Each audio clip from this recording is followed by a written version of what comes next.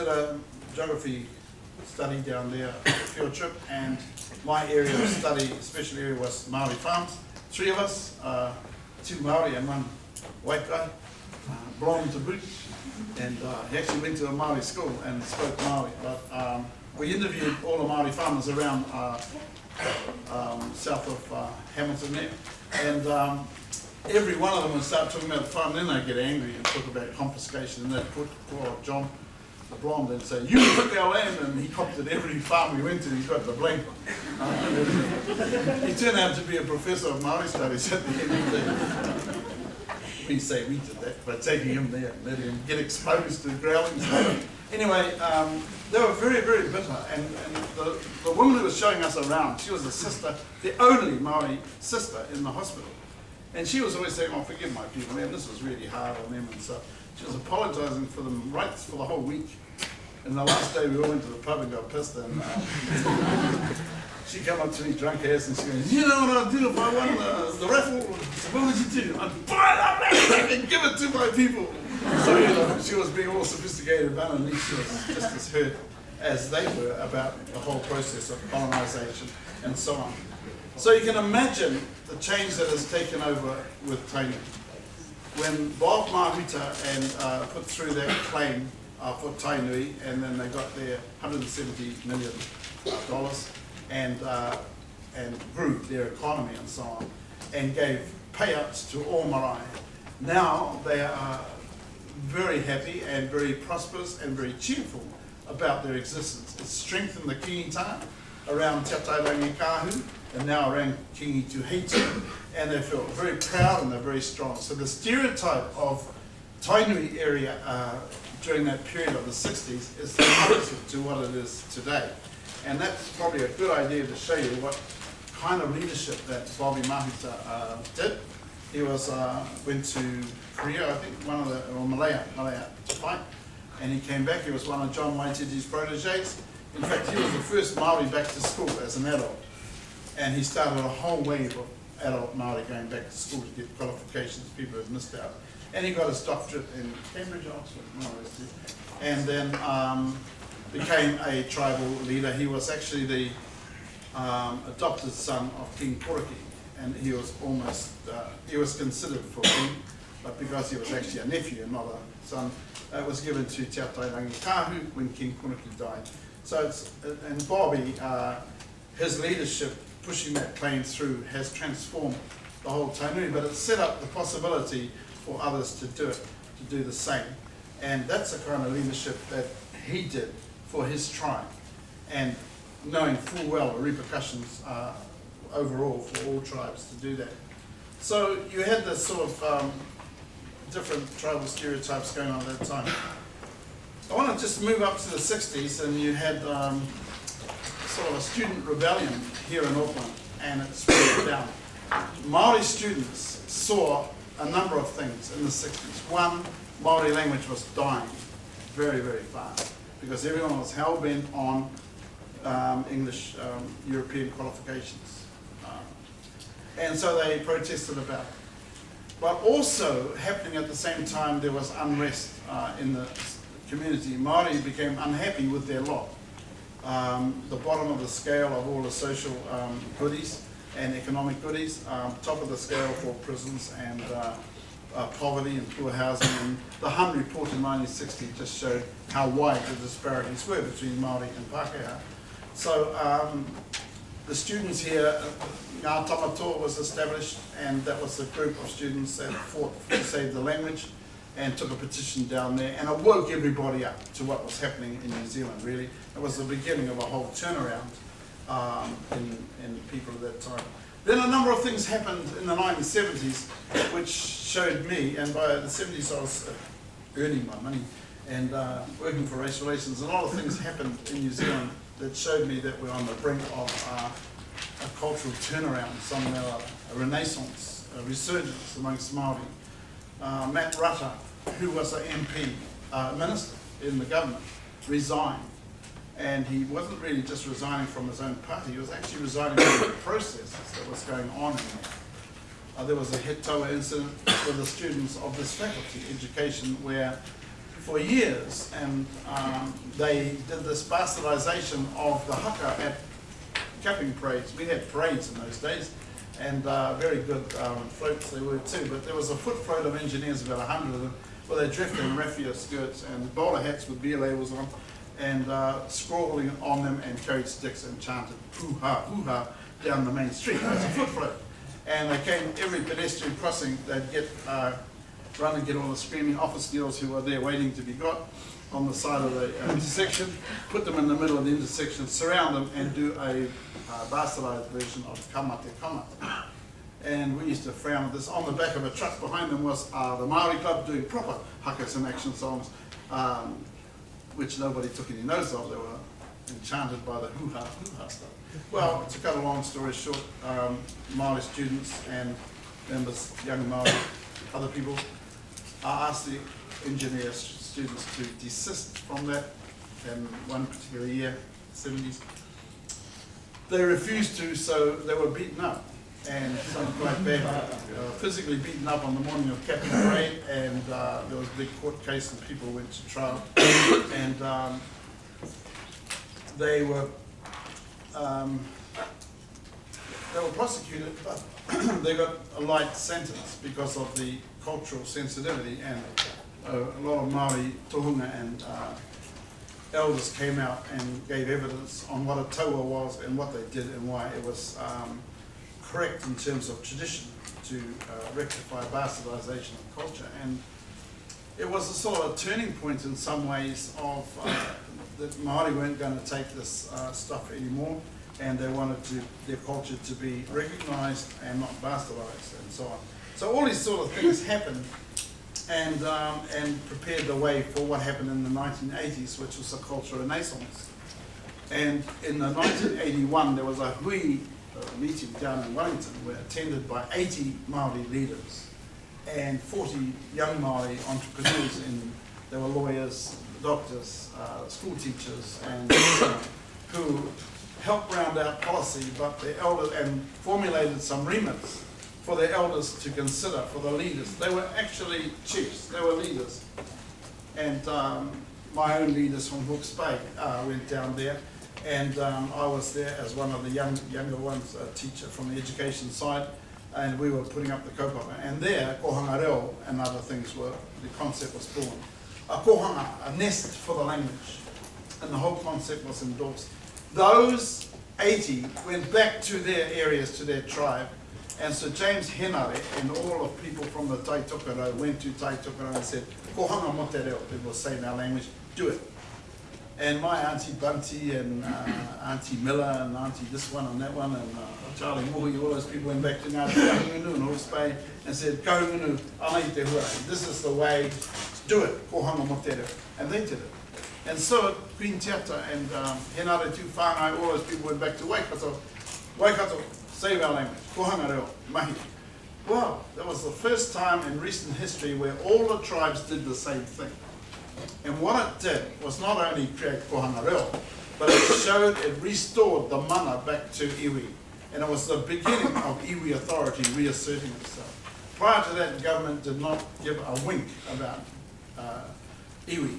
And as a result of iwi strengthening came the Congress, which disintegrated after a few conflicts, but nevertheless tribal mana remained, and then suddenly the government had to trade with tribal leaders in order to do stuff. And prior to that, they wouldn't even talk to them.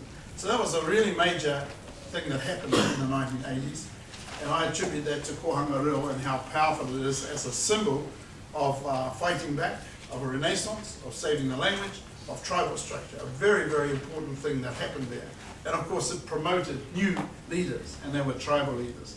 And many of them are still there today. Some have passed away and leadership's passed on. So it was the re-immersion, if you like, of traditional type leaders. But not quite like the old ways, where your bloodline determined your role and a few other things, but more about your skills and your ability to lead the people at the time. So you find that most tribal committees are made up of Uncle Joe and Nana Ray, who finally got off the couch and went to the meetings and got elected, and stuff like this. Some good people, some people who care about it but didn't have too many skills. So it's made up of a number of committees, but at the end of the day, they carry the mana of the iwi in terms of their representing them at different levels of negotiation with government departments and with government as a whole. So that kind of leader came back into being straight away. I remember at the same time, my tribe called me back. I was called the doctor, one of the few in our tribe, and the doctor was told to go from Wellington right up to Gisborne, which is our tribal area, quite a big area, and stop one night in every town and tell them that we're reuniting our tribe, Ngāti Kahungunu, and get their support. Well, I was a race relations officer, so I got some, they knew me, so I knocked on the door and would have a hui. Oh yeah, halfway, tautoko, yeah. As soon as I got out the door, nah. We're the Maori Council, we're the Welfare League, and we'll carry on doing what we're doing. The whole way of that, and all the way up to through Greytown, Masterton, Dannyburg, Waipukarau, Hastings, Napier, Wairoa, and right up that area. I walked the whole iwi, and or I drove. But then we called a hui and invited those same people. Well, they came because I had gone to them, and rather reluctantly, and all my leaders were there, and as I said, I was sort of like their donkey, had Pita, the maid for them, and so we called a meeting, and for the first time in recent history, our whole tribe became united, because we're such a big area. We administered by 3 different cities, and Ngāti Kahungunu became known as Ngāti Kahungunu ki Wairoa, Ngāti Kahungunu ki Heretonga, which is Hastings, Ngāti Kahungunu ki Wairoa, which is Masterton.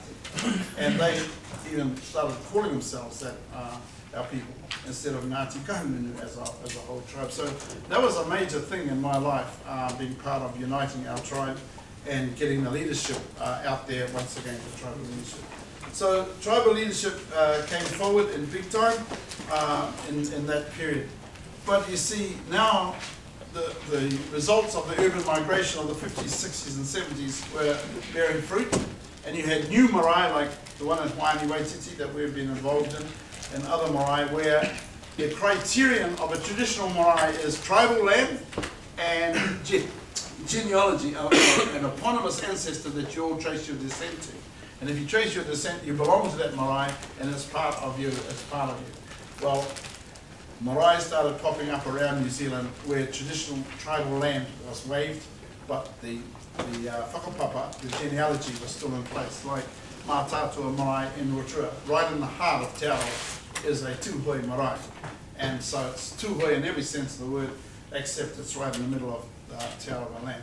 So the one that we had here waived not only the land criterion, which seemed to belong to Ngāti Whātua at the time,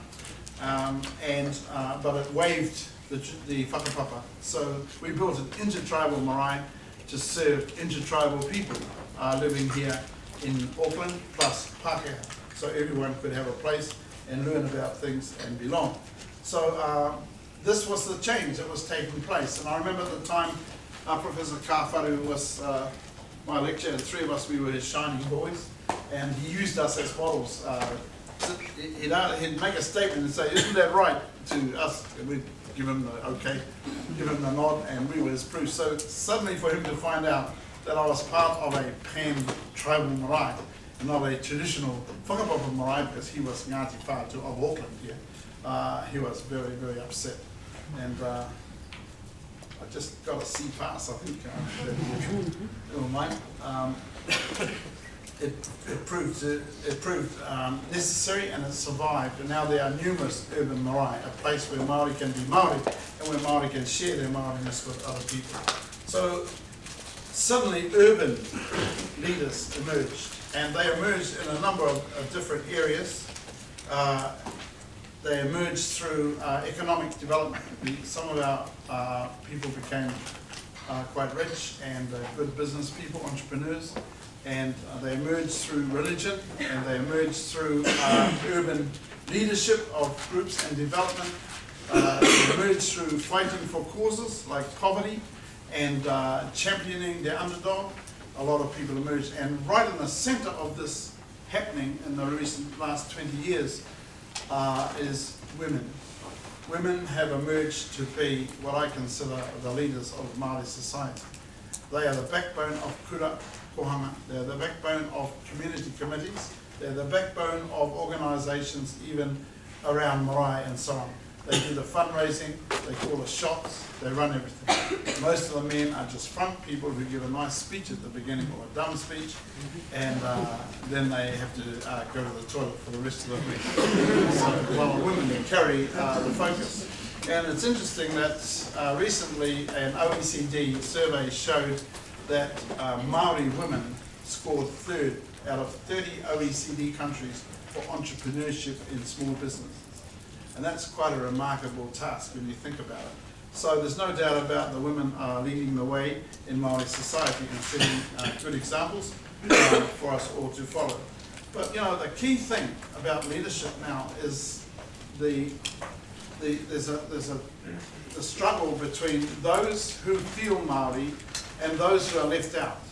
And the big battle now for Maori leaders is to actually find a way to be more inclusive. For example, it was really interesting when we had a chance for Maori people to come off the general role onto the Maori role, and vice versa, off the Maori role onto the general role. I was really surprised that several thousand jumped back onto the European role at a time when Maori role gained a large number of people going onto that. I thought the things Maori were really positive at this time, but there was a large number that opted back onto the European role. And my only explanation for that is that they have been left out. There's a whole lot of Maori who do not have the confidence to express being Maori. And therefore all they get is the negative things that hit the papers, the media, and things like this, and they want out of that stuff. So it's easier for them to be Kiwis and just live a Kiwi way of life and so on. But I want to tell you, I've never met a Maori that doesn't want to be Maori if the opportunities were there. And I used to drink with these guys, and they played golf at the Grange, and they top secretaries for the top companies and that. And I used to just sort of flirt with them because I thought it was quite funny drinking with middle class people, because I was a senior PhD student with 2 pairs of jeans and a guitar, which I kept in the boot. And we used to go. I used to go to the pub on purpose on Saturday afternoon when I knew they'd be playing golf, or Friday afternoon. So, and they'd go, "Oh, you're a beat. Kia ora." That was the sum total. I'd sit with my one bottle, make it last. And then one of them would wander over to me and say, "Hey Pete, got the guitar?" I said, yeah, actually, it's in the boot. "Oh, shall I go and get it?" "Yeah, go and get it." In my boot was diving glasses and a guitar, no jack or anything sensible like that. The main ingredients for life. So I'd go and get the guitar, and I'd come in and sit down, and then I'd say, "Bang it up, beat it up, bang it up. Oki mai e tamama." Away we go like this, and it's going really good. They join in and they get louder and louder, and all those sort of songs, and then they start to get drunk, and of course, miraculously, beer appeared before me. So I drank free all night. And these are people who are sort of, they're sort of middle class and that. And then suddenly they get drunker and drunker, and they start the crying stage, and how much they worship me that I could speak Maori, or they worship me that I could go on a marae, and they couldn't. And no matter how much I explained, you can. "Yeah, okay, well, we'll do it. And then the cops would come. At that time, I was lecturing every cop down in Wellington as a race relations officer. Every new cop knew me. So every raid, I got pushed out to the door. I said, "Oh, come back, get my guitar." Get out, and they pushed me out the door, and they'd arrest everybody else. After hours drinking and so on. So that was quite a good thing. I was on free beer. But I'll go back there the next week and sitting in there with my one bottle, and exactly the same thing happened. You're a beat, you're a beat, and they sit in their own group to about there. The ball had got away or whatever. And soon I said, "You got a guitar?" "Yeah, I have actually." Said the picture, "I got a guitar." Ghost riders in the sky. Drunk again. "Oh, I wish I could be Maori." So I knew that there's these middle class guys felt they were locked out. And I found that in other areas too, where people are, all things being equal, would like to be, but don't see how they can be part of the whole Maori thing. And I think that's the real battle for us today. I don't see that it's a day for big Maori leaders at all. I think the leader is the local village leader, and I think it's the local committee leader. And as I said, women in particular seem to be taking that role. There's a hui just finished this weekend at Waiani Waititi Marae. I didn't see any men in it, and it was about violence. Not one man that I see at that particular hui, and yet they came from all parts of the country. So I'm not saying that men aren't involved in some of these issues, they are, very much so. We've got a group working with the gangs and stuff like this to decrease that kind of violence there, but there's no doubt about women's role in leadership within Maori society. And so they may not be standing on boxes and saying, I am, but they're in there doing it. And at the end of the day, Rangi Māori from the Maori Studies Department here, if you go up to Oraka, you'll find she's one of the main people. She's on the Ngāti Whātua Trust Board. She calls the shots on so many things as she does here in the department. And this is it, the role of women is right out there at this time. So I know there's a lot of other areas I'd like to go into, but time's gone. But I want to tell you about one thing that I'll ask you to think about. In Parliament, the difficulty I find in getting concepts across in support of Maori issues is the concept of tangata whenua. The politicians don't seem to have a understanding of what tangata whenua means. So they call it racial spending. So if anything, we put up any remit or anything to do with the development of some Maori cultural aspect, particularly the language development, they see it as racial spending. And of course, Don Brash was the master at doing this, and he got resurgence in his following when he gave those Orewa speeches, as you remember. And people started to follow him, and it was largely a redneck following because of the way he presented the thing as negatively towards Maori. And, you know, he's actually a nice guy, and he doesn't even see that the way he sees it and describes it is not how Maori see it themselves, which is a real shame. But he's gone now, so move on. Start on the next guy. But seriously, I want you to understand that tangata whenua is about whakapapa. Tangata whenua is about a feeling that has gone over 1,000 years of growing up in this place and having, it's not denying anybody else of their own feeling of being a kind of tangata whenua too. So people say to me, like a guy from National, he said, look, I've been here for 5 generations, 5 people have, you know, doesn't that make me like you? Aren't I like you? I said, no, you're like a 5th-generation New Zealander. That's really good going, and what you have is special. But you know, it's what I have is special too, and I'm not saying that you don't have to be the same. What you have is what you have, and what I have is, I can give you 48 levels of genealogy. I can tell you the colour of their hair, where they were born and what they did, and where they did it.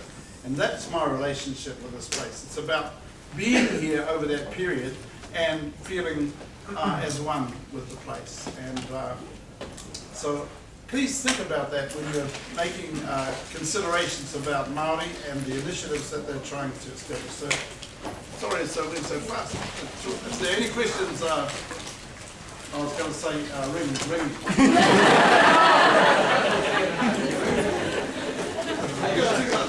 I'm just going to say Maori was a fundamental right, but everybody else is Yeah, but it's not about forcing rights or anything like that. It's just about knowing that it exists. Kia ora, everyone.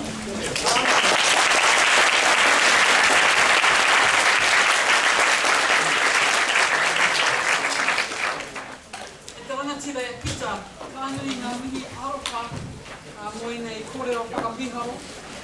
You can see why Peter is such a great person to stand up there and speak, not just to Māori people, but to people right across the country about the needs and the interests and the dreams Aotearoa Māori. He's been doing it ever since I can remember. And he's also given us today the recipe for a happy life, which is goggles, a beer bottle, and a guitar in the boot. Never mind about the jack. But I think that you've heard a wonderful lecture about leadership. We managed to somehow or other roam right from the days of early contact right up to the days of Don Brash. We didn't quite get into the present of John Key. Look forward to that lecture actually. Nā reira, Pita, kia ora wātu, kia ora wātu.